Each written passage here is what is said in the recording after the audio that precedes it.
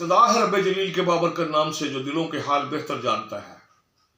करोड़ों दुरूद व सलाम मेरे पाक नबी मोहम्मद मुस्तफ़ा सल्लल्लाहु अलैहि वसल्लम पर। मुहब्बे वतन पाकिस्तानियों, मेरे दोस्तों, बुजुर्गों, भाइयों, बच्चों, बच्चियों, अस्सलाम वालेकुम। एक सवाल बहुत उठ रहा है, उसका जवाब देने से पहले आपको, बल्कि पहले जवाब ही दे लेते हैं, फिर उसके बाद अगली बात करते हैं। सवाल ये उठ रहा है कि जनाब बिलावल कह रहा है कि हम आमदनी दुगनी करेंगे, तनख्वाहें डबल करेंगे। तो कैसे करेगा भाई? सीधी सी बात है। पिछले जब वो 8 से 13 तक उन पर इक़्तिदार था तो उन्होंने 5 साल में डबल किया। और वो कैसे किया कि हर साल 20% बढ़ाएगा। ये नहीं उसने कहा कि मैं आते ही डबल कर दूंगा। अब बातों को सोचने की और समझने की बात है कि जी हम अपने इक़्तिदार 5 साल का 20% हर साल बढ़ाएगा, वो डबल हो जाएगी। सीधी सी बात है, इसमें कोई दो और दो रॉकेट साइंस तो है नहीं, 2 और 2 4 वाली बात है। अब आए जनाब के आप 30 लाख घर बनाए, हाँ बनाएगा। अब उसने 21 लाख यानी 20 लाख 86,000 घर हैं, जिसमें से 2-3 लाख तो डिलीवर हो चुके हैं और वो सिंध में बन रहे हैं। अब वो उस घर उन्होंने क्या किया, तो कुछ सरकारी रकबे थे और वहां उन्होंने एक वो खड़े कर दिए 3-3 मंजिला या 2-2 मंजिला या 4-4 मंजिला ये जो आपके फ्लैट्स, और या फिर जो जमीन पर है वो ऐसे कि 4 मरले का वो मकान है। मैंने देखा है वो 4 मरले की जमीन पर वो मकान होगा, जिसका भी जमीन या तो उन्हीं की है जिनके मकान गिरे थे, या फिर जमीन सरकारी है। 4 मरले में जिन्होंने वो मकान बनाना है, जिसमें 2 कमरे हैं 12 बाई 12 के, आगे बरामदा है, साइड में उसके किचन और वॉशरूम है, और एक साइड पर जगह उनके पशुओं के लिए, नहीं जानवरों के बांधने के लिए बनाई है, जिसमें ये भेड़ बकरी हैं या गाय भैंस बांधी जा सकती है। और वो जनाब कोई तकरीबन आप ये देख लें कि 12 बाई 12 कमरे हैं, 8 फुट का बरामदा है, 20 फुट वो जगह छोड़ के 20 फुट या 18 फुट चौड़ाई और कोई 30 फुट, हाँ 30 फुट उसकी वो है लंबाई। वो इस तरह के घर बनाए हैं, वो पक्के हैं, नीचे से सरिये से उठाए गए, सरिये और सीमेंट से। और वो क्योंकि एक की दीवार दूसरे के साथ अटैच है तो उस बड़ा कम खर्चा, तकरीबन 8-8.5 लाख में वो मकान तैयार हो जाता है। ज़मीन के अलावा, ज़मीन या सरकारी या उन्हीं की है जिनको बना के दिए गए हैं। ये इसी तरह के मकान 30 लाख मजीद भी बनाए जा सकते हैं। अब 8 लाख रुपया आपने एक घराने को देना है और वो आप 5 साल में तकसीम कर लें कि कितने घरानों को, कितने 30 लाख को किस तरह तकसीम किया जाएगा, तो बड़ी 6-5-30 हर साल 6 लाख बनाए जाएंगे। 8 लाख के एक घर तैयार है, उसमें कितना बजट में क्या रखा जाएगा, वो इस तरह से वो मकान बनेंगे। ये नहीं है कोई खरबों रुपया एकदम ही को खर्च कर, ये स्टेप बाय स्टेप होगा। और ये 30 लाख मकान भी 5 साल में बनाए जाएंगे। और जो वो आमदनी डबल करनी है वो भी 5 साल में डबल होगी। तो ये जरा आप इसका ख्याल करें। अब आ जाए आप बिजली पे, जी वो बिजली, और भाई वो ये नहीं कह रहा कि मैं सबको बिजली 300 यूनिट फ्री दूंगा, नहीं ऐसा नहीं कह रहा। वो बार बार कह रहा है कि गरीबों, वो गरीब जो इसके मुस्तहिक है, जैसे कि बेनजीर कार्ड के कुछ लोग मुस्तहिक हैं, सारे मुस्तहिक तो नहीं है, सारों को तो नहीं मिलता, उन्हीं को मिलता है जो उसके मुस्तहिक है। यहां भी मुस्तहिक को कहा गया है कि 300 यूनिट फ्री दूंगा। और कैसे कि सोलर से, ये नहीं, ये बिजली नहीं देनी जो डीजल और पेट्रोल से ये जो बिजली बनती है, ये नहीं उसने कहा मैं दूंगा। वो उसने कहा कि जो सोलर से, अब सोलर का जो आप लगवा रहे हैं 7 वाट का और 6 वाट का, और वो यानी कि तकरीबन 300 वाला, तो कितने में लग रहा है? 6 लाख से और 11 लाख तक में लग रहा है। अब किसी घर को उन्होंने 6-8 लाख 5 साल के लिए दे दिए और वो उससे अब उसमें रखेंगे ना कि बजट में इस साल हमने इतने लोगों को, इस साल इतने, तो 5 साल में उनको भी यही तकसीम की जाएगी और सोलर पैनल से उनको दी जाएगी फ्री। ये नहीं वो फ्री, वो 25 साल 20 साल उसकी गारंटी होती है उस सिस्टम की, वो लगा दिए जाए। 25 साल 20 साल बाद तो कौन कहाँ होता है, बंदा कितनी तरक्की करता है, कितने उसके बच्चे नौकरियों को लग जाते हैं, वो बड़े उसमें वैसे एनर्जी आ जाती है। तो उसका तरीकाकार भी ये है कि एक तो मुस्तहिकीन को और दूसरा स्टेप बाय स्टेप और सोलर से ये जो महंगी बिजली हम पैदा करते हैं ये नहीं दी जानी और ना सबको दी जानी। तो इन सवालों को जरा समझ लीजिए। उसके बाद अच्छा, अब एक थे लंगर खाने जो खोल दिए गए थे। अच्छा, अब उन्होंने कहा हम भूख मिटाओ प्रोग्राम, उसमें एक तो ये किया है कि स्कूल की बच्चों की शिफ्ट होगी, यानी एक ही टाइम में बच्चे नाश्ता घर से करके आते हैं, रात को अपने घर खाएंगे, दोपहर में खाने वहां वही लंगर खानों जैसा एक इंतजाम हो जाएगा।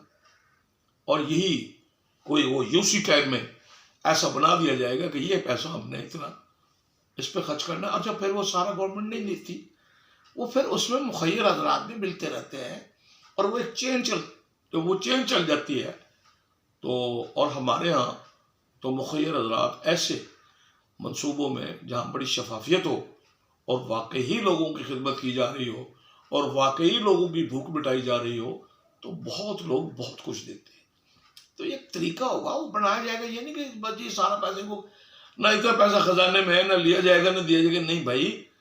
अच्छा, अब सब्सिडी वो दूसरी किसान कार्ड की बात कर रहा है, तो भाई किसान कार्ड को ये नहीं कि कोई हर महीने पैसे देने हैं, किसान कार्ड से हर महीने पैसे नहीं देने।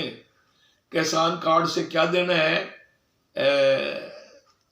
बीज और खाद, और बीज और खाद साल में अपना पूरे साल में 2 ही दफा फसलें उगाई जाती हैं, तो 2 ही दफा दिया जाता है। ज्यादा से ज्यादा खाद को 4 दफा कर दिया जाएगा, तो ये साल में तकरीबन 4 दफा किसान कार्ड से उसकी छोटे किसान की मदद की जाएगी।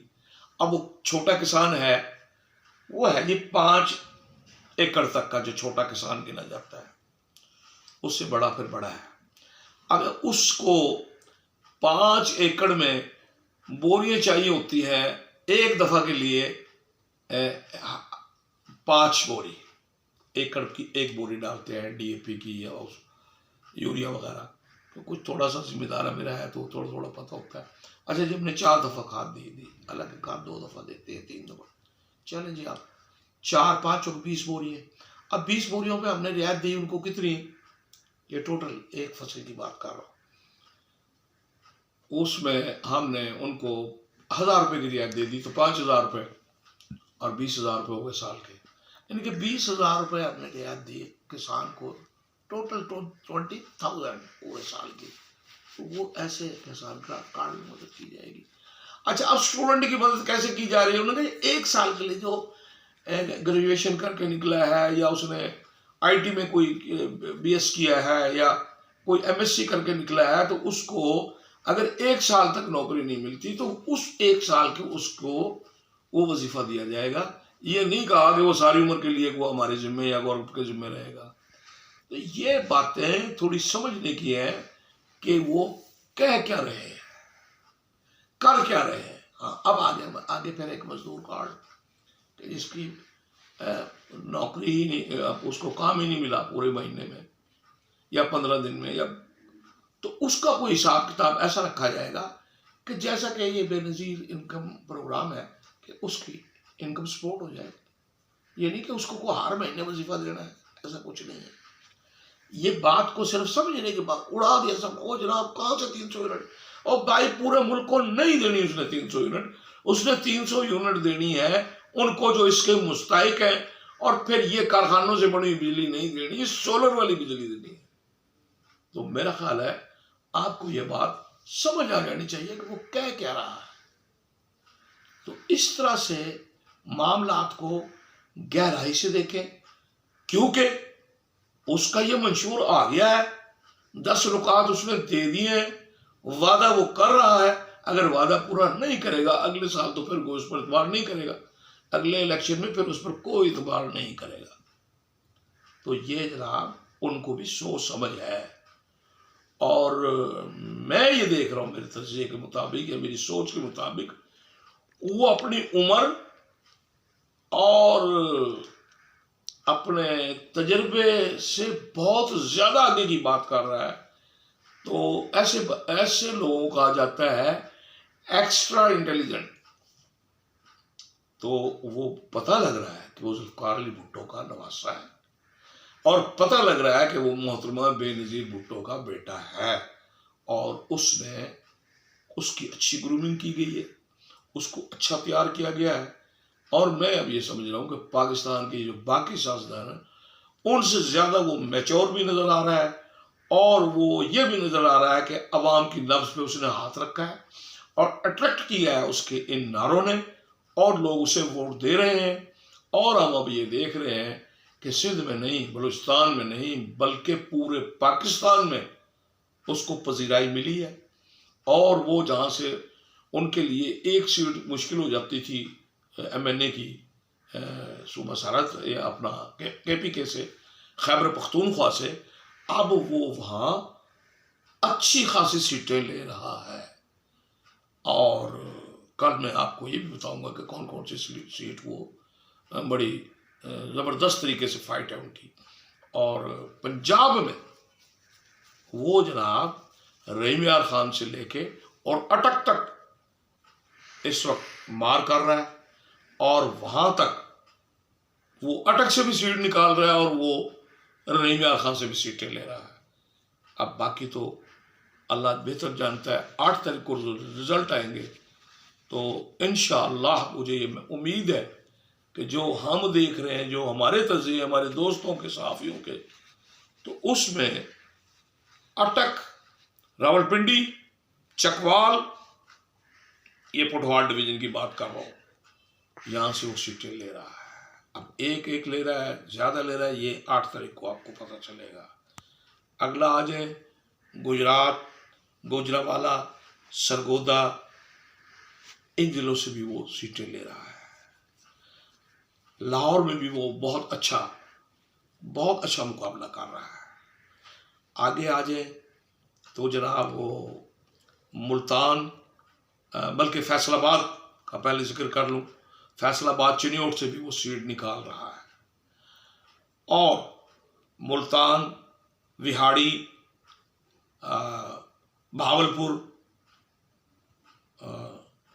भावलपुर और रहीम यार खान, मुजफ्फरगढ़, कोटद्दू, लिया और डेरा गाजी खान से भी वो सीटें निकाल रहा है। कल हामिद मीर साहब एक प्रोग्राम में कह रहे थे कि जो उनकी 7 सीटें थी अब उनको 15 मिल रही हैं। ये हामिद मीर के लफ्ज़ है, लेकिन मेरे नज़रिए के मुताबिक वो 7, 8, 15 नहीं, उन्हें कि जी 7 पहले थी, 8 और मिल रही 15।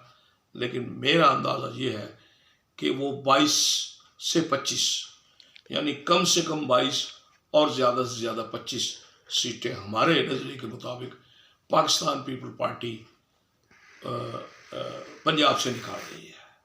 और पंजाब से ही 5 से 6 सीटें पीपल पार्टी KPK से 5 से 6 सीट MNA की निकाल रही है। इसी तरह 5 से 6 सीट पीपल पार्टी बलूचिस्तान से निकाल रही है, जबकि 47 सीट सिंध से और ख़वातीन समेत 58 से 60 सीटें पीपल पार्टी सिंध से लेकर आ रही है। उम्मीद है व्लॉग आपको पसंद आया होगा। इसको लाइक करें, शेयर करें और सब्सक्राइब करें। आपकी